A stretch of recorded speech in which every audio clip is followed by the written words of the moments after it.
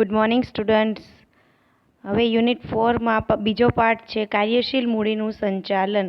તો કાર્યશીલ મૂડી કોને કહેવાય, એના પ્રકારો શું થાય, એની લાક્ષણિકતા શું થાય એ જોઈએ. આમ સામાન્ય લેંગ્વેજમાં આપણે બધા જાણીએ છીએ કે કાર્યશીલ મૂડી એટલે શું થાય કે ધંધામાં રોજબરોજના ખર્ચાને પહોંચી વળવા, રોજબરોજની રોકડની જરૂરિયાતને પહોંચી વળવા માટે જે કાંઈ નાણાંની જરૂરિયાત ઊભી થાય એને કાર્યશીલ મૂડી કહેવામાં આવે છે. હવે આપણે જોઈએ કે ધંધાકીય એકમની મૂડીના મુખ્ય બે પ્રકાર છે, સ્થાયી મૂડી અને કાર્યશીલ મૂડી. આપણે જાણીએ છીએ કે મૂડી બે પ્રકારની, સ્થાયી મૂડી એટલે કે જે કાંઈ આપણે કાયમી મિલકતો ખરીદવા માટે જે મૂડીની જરૂર પડે એને સ્થાયી મૂડી કહેવાય, અને કાર્યશીલ મૂડી એટલે કે રેગ્યુલરની રોકડની જરૂરિયાતને પહોંચી વળવા માટે જે મૂડી રાખવામાં આવે તે. તો સ્થાયી મૂડી અને કાર્યશીલ મૂડી જમીન, મકાન, યંત્રો વગેરે જેવી સ્થાયી અગર કાયમી મિલકત પાછળ રોકવામાં આવતી મૂડીને સ્થાયી મૂડી અગર કાયમી મૂડી કહેવામાં આવે છે. એટલે કે જમીન, મકાનમાં આપણે જે કાંઈ મૂડી રોકીએ છીએ એને સ્થાયી અથવા તો કાયમી મૂડી કહેવામાં આવે છે. જ્યારે કાચો માલ, અર્ધ ઉત્પાદિત માલ, સ્ટોક, રોકડ જેવી મિલકતો પાછળ રોકવામાં આવતી મૂડીને કાર્યશીલ મૂડી કહેવામાં આવે છે. આવી મિલકતને ચાલુ મિલકત કહેવામાં આવે છે. એટલે કે ચાલુ મિલકતમાં જે મૂડી રોકવામાં આવે એને કાર્યશીલ મૂડી તરીકે પણ ઓળખાય છે. આથી કાર્યશીલ મૂડીની સાદી વ્યાખ્યા આવી રીતના આપી શકાય કે ચાલુ મિલકતમાં રોકાયેલી મૂડી એટલે કે કાર્યશીલ મૂડી. ઔદ્યોગિક એકમની રોજબરોજની જરૂરિયાત સંતોષવા માટે સંચાલકોએ કાર્યશીલ મૂડી અંગે ગંભીરતાપૂર્વક વિચાર કરવો પડે. એટલે કે જે કાંઈ રોજબરોજની જરૂરિયાત પહોંચી વળવા માટે, જે કાંઈ રોકડની જરૂરિયાત હોય એને પહોંચી વળવા માટે કાર્યશીલ મૂડી રાખવામાં આવે છે. આ એવા પ્રકારની મૂડી છે કે જેનાથી ધંધો કાર્યશીલ રહે છે, જીવંત રહે છે. ધંધાકીય એકમ માટે કાર્યશીલ મૂડી પ્રાણ સમાન ગણી શકાય. એટલે કે આ જે કાર્યશીલ મૂડી છે એનાથી જ ધંધો કાર્યશીલ એટલે કે જીવંત રહી શકે છે, શરૂ રહી શકે છે. આ પ્રકારની મૂડીના અંદાજમાં જો કોઈ ખામી રહી જશે તો ઔદ્યોગિક એકમના ઉત્પાદન પ્રવાહ જોખમાશે, સમયસર બજારમાં માલ મૂકવો મુશ્કેલ બનશે અને પરિણામે કદાચ બજાર પણ ગુમાવવું પડે. એટલે કે જો આપણી પાસે કાર્યશીલ મૂડી ઓછી હશે કે હશે જ નહીં તો ઔદ્યોગિક એકમનું ઉત્પાદન હશે એટલે કે આ જે કાંઈ આપણે પ્રોડક્શન કરીએ છીએ એ જોખમમાં આવી જશે અને આપણે સમયસર બજારમાં પૂરતો માલ ન પહોંચાડી શકીએ, સમયસર કોઈને રોકડ ન પૂરા પાડી શકીએ અને એના લીધે ઘણીવાર એવું પણ થાય કે બજાર પણ ગુમાવવું પડે છે. બીજી બાજુ કામદાર અને વેપારીઓને સમયસર ચૂકવણી નહીં થઈ શકે અને તેમનો અસંતોષ વધશે, જે ધંધાને કાયદાની સાંકળમાં જકડી લેશે. ભારતીય રિઝર્વ બેન્કે 1996-97 દરમિયાન 1930 કંપનીઓની મોજણી કરી તેનું તારણ રજૂ કર્યું. તેમના અભ્યાસ પ્રમાણે કંપનીઓની કુલ મિલકતના મૂડીરોકાણમાં સરેરાશ 45% કાર્યશીલ મૂડી છે. એટલે કે જે કાંઈ રિઝર્વ બેન્કે 1996-97નો જે કાંઈ કાયદો રજૂ કર્યો એના પ્રમાણે જે કુલ મિલકતો હોય એના મૂડીરોકાણની સરેરાશમાં 45% કાર્યશીલ મૂડી હોવી જોઈએ. ચા, રબર, કોફી ઉદ્યોગમાં કાર્યશીલ મૂડીનું પ્રમાણ સરેરાશ 60-80% જેટલું હોવું જોઈએ અને વિદ્યુત ઉત્પાદન, એન્જિનિયરિંગ ઉદ્યોગમાં આ પ્રમાણમાં સરેરાશ 40% જેટલું હોવું જોઈએ. નાણાકીય નિર્ણયોની દ્રષ્ટિએ પણ કાર્યશીલ એક મહત્વનું પાસું ગણાય છે. હવે કાર્યશીલ મૂડીનો અર્થ અથવા ચાલુ મૂડીનો અર્થ. તો સરળ અર્થ પ્રમાણે રોજબરોજની નાણાકીય જરૂરિયાત પૂરી પાડવા જરૂરી મૂડી એટલે ચાલુ મૂડી. આપણે જોઈએ કે સામાન્ય રીતે શું કહેવાય કે રોજબરોજની જરૂરિયાત પૂરી પાડવા માટે જે કાંઈ મૂડીની જરૂર પડે એને ચાલુ મૂડી અથવા કાર્યશીલ મૂડી કહેવાય છે. આમ કાચો માલ, રોકડ શિલક, તૈયાર માલ, પુનઃ વેચી શકાય તેવી જામીનગીરીઓ, લેણી હુંડી, દેવાદાર વગેરેનો સમાવેશ કાર્યશીલ મૂડીમાં કરવામાં આવે છે. આ મિલકતોનું રોકડમાં રૂપાંતર થાય છે અને વળી આ રકમમાંથી આવી જ મિલકતો ખરીદવામાં આવે છે. તેથી જ્હોન સ્ટુઅર્ટ તેને સર્ક્યુલેટિંગ કેપિટલ એટલે કે ફરતી મૂડી, તરતી મૂડી તરીકે પણ ઓળખાવે છે. જો આના બીજા નામ છે સર્ક્યુલેટિંગ કેપિટલ એટલે કે ફરતી મૂડી અને તરતી મૂડી પણ કહેવાય છે. કાર્યશીલ મૂડીની કેટલી વ્યાખ્યાઓ નીચે મુજબ છે. તો કાર્યશીલ મૂડી ઇઝ ઇક્વલ ટુ ઘણી જગ્યાએ એવી વિચારસરણી છે કે ચાલુ મિલકત. તો ચાલુ મિલકતમાં ધંધાના દેવાદાર, માલની સ્ટોક, લેણી હુંડી, અગાઉથી ચૂકવેલ ખર્ચા, રોકડ શિલક, બેંક શિલક વગેરેનો સમાવેશ થાય છે. બેન્કરના મત પ્રમાણે ચાલુ મિલકતનો સરવાળો એટલે કાર્યશીલ મૂડી. શ્રીલંકન શબ્દમાં કાર્યશીલ મૂડી એટલે ચાલુ મિલકત બાદ ચાલુ દેવા, એટલે કે અલગ અલગ વ્યક્તિ દ્વારા અલગ અલગ ચાલુ મિલકતની કાર્યશીલ મૂડીની વ્યાખ્યા આપવામાં આવેલી છે. કોઈ વ્યક્તિ એવું કહે છે કે ચાલુ મિલકત એટલે કે કાર્યશીલ મૂડી, અને કોઈ એવું કહે છે કે ચાલુ મિલકતમાંથી ચાલુ દેવા બાદ કરીએ એટલે કે કાર્યશીલ મૂડી. કાર્યશીલ મૂડીનું સૂત્ર થાય ચાલુ મિલકત માઇનસ ચાલુ દેવા. આમ ચાલુ મિલકતોમાંથી ધંધાના લેણદારો લેણી ઊંડી નહીં ચૂકવેલ ખર્ચા બેંક ઓવરડ્રાફ્ટ વગેરે ચાલુ દેવા બાદ કરવાથી ચોખ્ખી કાર્યશીલ મૂડી મળે છે. ચોખ્ખી કાર્યશીલ મૂડી કઈ રીતના મળે તો કે ચાલુ મિલકતમાંથી ચાલુ દેવા બાદ કરીએ એટલે કે ચોખ્ખી કાર્યશીલ મૂડી મળે છે. કાર્યશીલ મૂડીના વિવિધ પાસાઓની વિચારણા કરવામાં આવે તો જ તેનું કાર્યક્ષમ રીતે સંચાલન થઈ શકે. એ સ્પષ્ટ હકીકત છે કે કાર્યશીલ મૂડીની જરૂરિયાતના સંજોગો તથા તેનું પ્રમાણ દરેક સમયે સરખું હોતું નથી. તેથી કાર્યશીલ મૂડીના પ્રકારો અભ્યાસ કરવો જરૂરી બને. એટલે કે ધંધાકીય એકમ હોય, કોઈ પણ ધંધાકીય એકમ હોય, એમાં રેગ્યુલર બેઝ ઉપર કાર્યશીલ મૂડીનું પ્રમાણ સરખું ના હોય. બધા ધંધાને અમુક મંથમાં વધારે જરૂરિયાત હોય, અમુક મંથમાં ઓછી જરૂરિયાત હોય, એવી રીતના હોય છે. એટલે કે એના અલગ અલગ પ્રકારો છે. હવે ધંધામાં કેટલીક કાર્યશીલ મૂડીની નિયમિત રીતે સતત જરૂર પડતી હોય છે, જ્યારે કેટલીક કાર્યશીલ મૂડીનું માત્ર ચોક્કસ મોસમમાં જરૂર પડતી હોય. આ સંજોગોમાં તેના સંચાલન માટે પણ જુદા જુદા પાસાઓની વિચારણા જરૂરી બને. એટલે કે ઘણા કોઈ મોસમી ધંધા હોય તો એની મોસમ મુજબ કાર્યશીલ મૂડીની જરૂર પડે, અમુક સમયમાં કાર્યશીલ મૂડીની જરૂર પડતી નથી. હવે કાર્યશીલ મૂડીના પ્રકાર જોઈએ તો મૂડીની જરૂરિયાતનો સમય, સ્વરૂપ, સંજોગો, પ્રમાણ, પરિવર્તન વગેરે બાબતો ધ્યાનમાં રાખીને કાર્યશીલ મૂડીના વિવિધ પ્રકારો છે. એટલે કે સમય પ્રમાણે, સ્વરૂપ પ્રમાણે, સંજોગો પ્રમાણે જે કાંઈ અલગ અલગ પ્રકાર પાડી શકાય તો અલગ અલગ છે. કાર્યશીલ મૂડીના પ્રકારો તો કાર્યશીલ મૂડીના બે પ્રકાર છે, કાયમી કાર્યશીલ મૂડી અને પરિવર્તનશીલ કાર્યશીલ મૂડી. કાયમી કાર્યશીલ મૂડીમાં પણ બે પ્રકાર કે શરૂઆતની કાર્યશીલ મૂડી અને નિયમિત કાર્યશીલ મૂડી, અને પરિવર્તન કાર્યશીલ મૂડીમાં મોસમી કાર્યશીલ મૂડી અને ખાસ કાર્યશીલ મૂડી. તો હવે ફર્સ્ટ જોઈએ કે કાયમી કાર્યશીલ મૂડી. તો એકમની ઉત્પાદન પ્રક્રિયા સતત ચાલુ રાખવા માટે કાર્યશીલ મૂડીની કેટલીક રકમ ધંધામાં રોકી રાખવી પડે છે. ચાલુ મિલકતોના આ લઘુત્તમ પ્રમાણને સ્થિર કે કાયમી કાર્યશીલ મૂડી તરીકે ઓળખવામાં આવે છે. એટલે કે અમુક ઉત્પાદનની પ્રક્રિયા સતત શરૂ રહે એ માટે રેગ્યુલર બેઝ ઉપર અમુક કાર્યશીલ મૂડી ધંધામાં રાખવી જ જોઈએ. એને શું કહેવાય તો કે જો કાયમી કાર્યશીલ મૂડી કે રેગ્યુલર એટલી કાર્યશીલ મૂડી હોવી જોઈએ. ચાલુ મિલકતના આ લઘુત્તમ અમુક બધા ધંધામાં ચાલુ મિલકતોનું અમુક પ્રમાણ રાખેલું હોય કે આટલા પ્રમાણમાં રોકડ હોવી જોઈએ, આટલા પ્રમાણમાં બેંક સિલક હોવી જોઈએ. તો એ જે કાંઈ લઘુત્તમ ઓછામાં ઓછું પ્રમાણ રાખેલું હોય એને સ્થિર અથવા કાયમી કાર્યશીલ મૂડી તરીકે ઓળખવામાં આવે છે. હવે એમાં ફર્સ્ટ છે શરૂઆતની કાર્યશીલ મૂડી અથવા પ્રારંભિક કાર્યશીલ મૂડી. તો ધંધાકીય એકમમાં ધંધાકીય પ્રવૃત્તિ દરમિયાન વેચાણમાંથી આવક મળતી થાય તે પહેલાં વિવિધ જવાબદારી અદા કરવા માટે જે કાર્યશીલ મૂડીની જરૂર પડે તેને શરૂઆતની કે પ્રારંભિક કાર્યશીલ મૂડી તરીકે ઓળખવામાં આવે છે. એટલે કે જે કાંઈ વેચાણમાંથી આવક મળતી થાય એ પહેલાં જે કાંઈ જવાબદારી, એટલે કે કોઈ પણ ધંધો શરૂ કરેલો છે, હવે સ્ટાર્ટિંગનો ધંધો છે એટલે કે વેચાણ સીધું થવા લાગે ને, એટલે કે વેચાણ પહેલાં જે કાંઈ મૂડીની જરૂર પડે કે જે કાંઈ કાર્યશીલ મૂડીની જરૂર પડે, રોકડની જરૂર પડે, એની માટે જે કાંઈ જવાબદારી રાખવામાં આવે કે જે કાંઈ આપણે કાર્યશીલ મૂડી તૈયાર કરીએ એને શરૂઆતની કે પ્રારંભિક કાર્યશીલ મૂડી કહેવામાં આવે છે. ત્યાર પછી બીજો ટોપિક છે નિયમિત કાર્યશીલ મૂડી. તો ઉત્પાદનની સાતત્ય જાળવી રાખવા માટે કાચા માલનો લઘુત્તમ સ્ટોક રાખવો જરૂરી બને. આ ઉપરાંત એકમના નીતિ નિયમો અને બજારની રૂઢિ પ્રમાણે વેપારીઓને શાખ ઉપર માલનું વેચાણ કરવામાં આવે છે.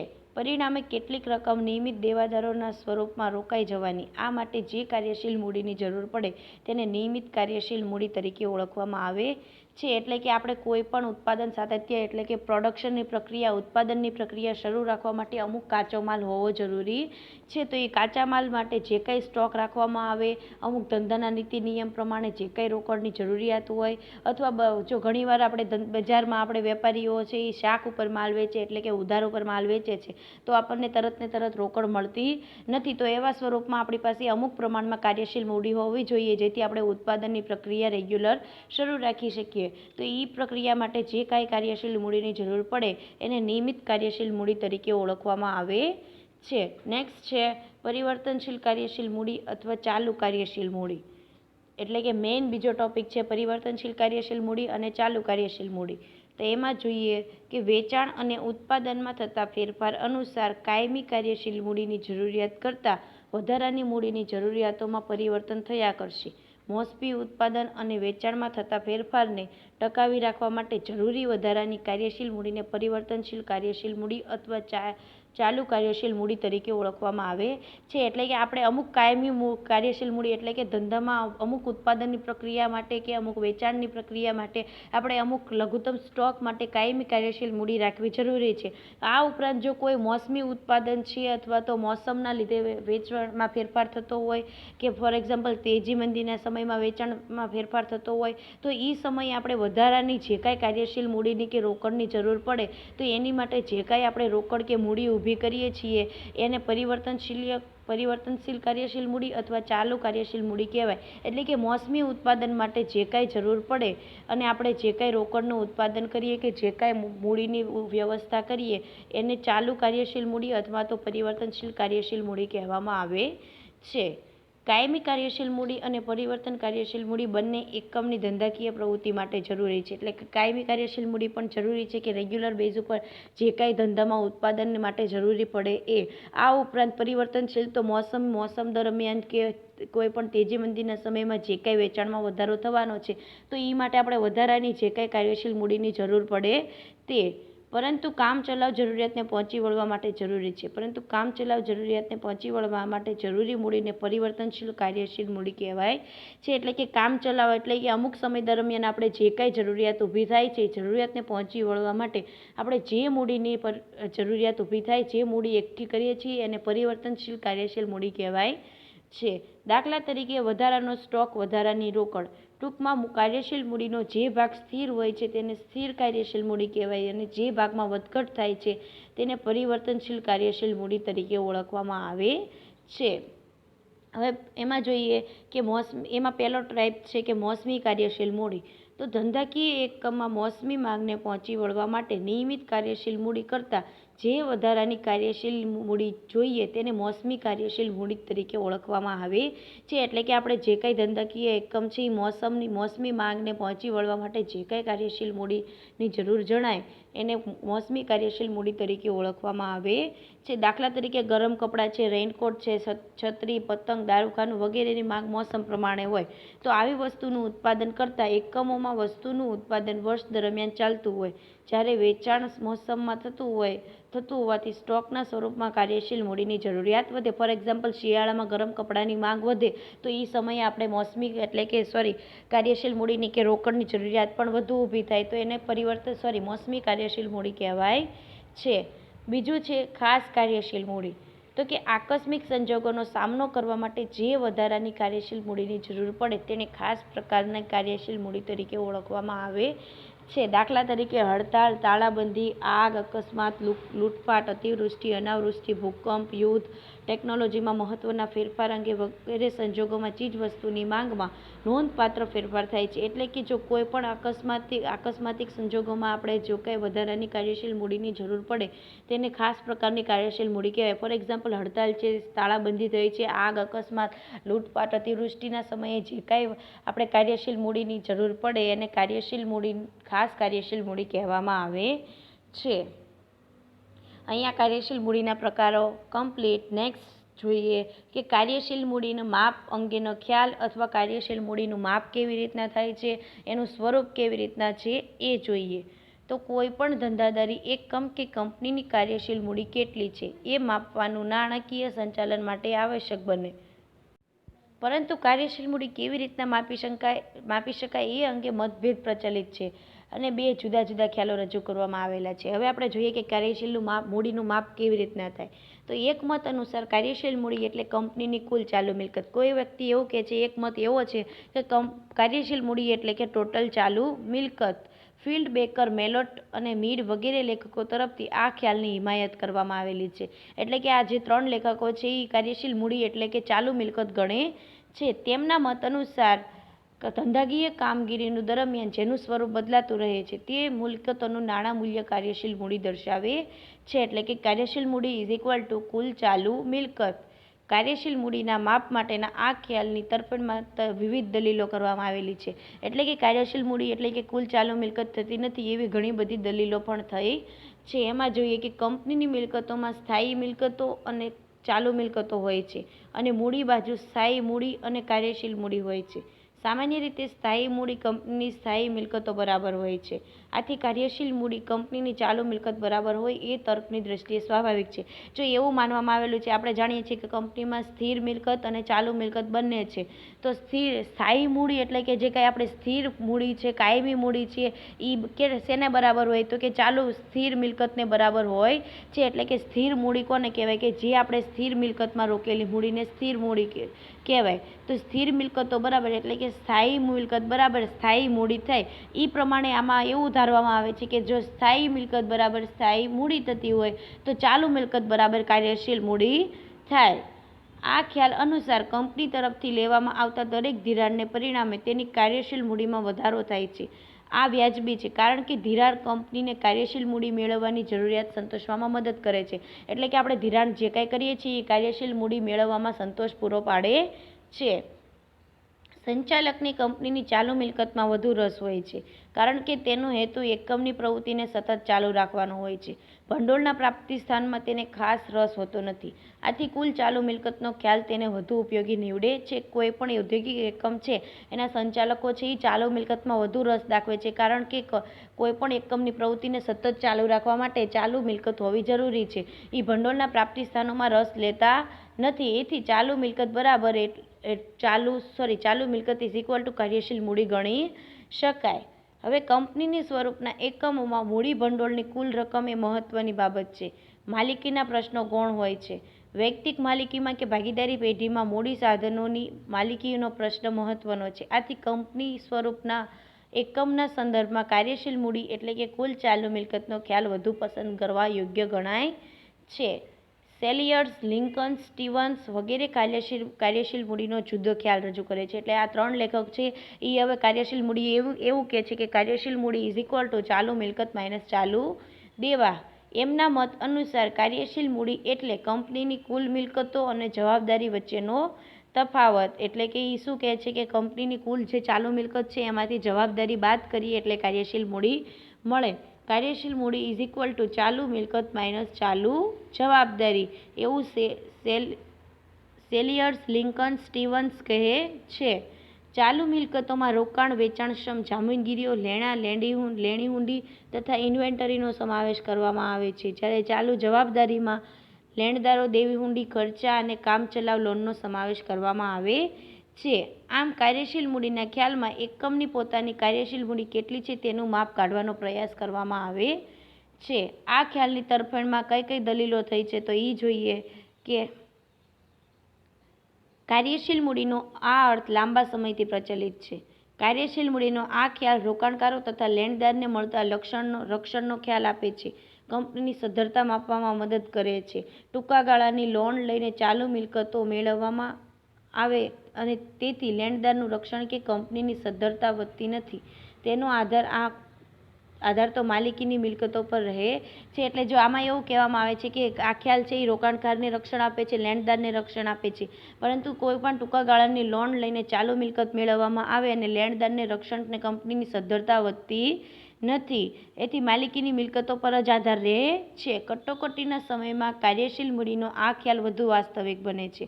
આવા સંજોગોમાં કંપની ચાલુ જવાબદારી પરના ચાલુ મિલકતના વધારા પર આધાર રાખી શકે કારણ કે આ રકમ પરત કરવાની કોઈ જવાબદારી કંપનીની હોતી નથી. એટલે કે જો કોઈ પણ ઇમરજન્સી સમય છે કે કટોકટીનો સમય છે ત્યારે આ ખ્યાલ વધુ વાસ્તવિક બને કે ચાલુ જવાબદારી છે એ ચાલુ મિલકતના વધારા પર આધાર રાખી શકે. સરખી રકમની ચાલુ મિલકત ધરાવતા બે એકમોની સાચી નાણાકીય સ્થિતિ જાણવા માટે કાર્યશીલ મૂડીનો આ ખ્યાલ વધુ ઉપયોગી નીવડે છે. એટલે કે કોઈ ધંધાકીય એકમ છે, બે ધંધાકીય એકમ છે જેમાં બંનેને ચાલુ મિલકતો સરખી છે ત્યારે આ ખ્યાલ વધુ ઉપયોગી નીવડે છે. એટલે કે સરખામણી કરીને ખ્યાલ આવે કે કોની સ્થિતિ વધારે સારી છે. આમ કાર્યશીલ મૂડીના માપ અંગે આ બે ખ્યાલ રજૂ કરવામાં આવેલા છે.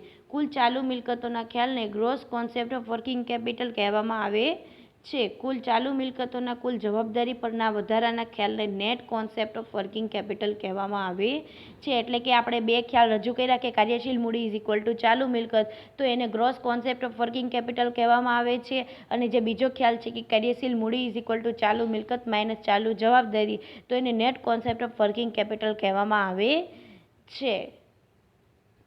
કેટલાક લેખકો પહેલા ખ્યાલને પરિમાણાત્મક અને બીજા ખ્યાલને ગુણાત્મક તરીકે પણ ઓળખવામાં આવે છે. અહીંયા ક્વેશ્ચન કમ્પ્લીટ થાય છે.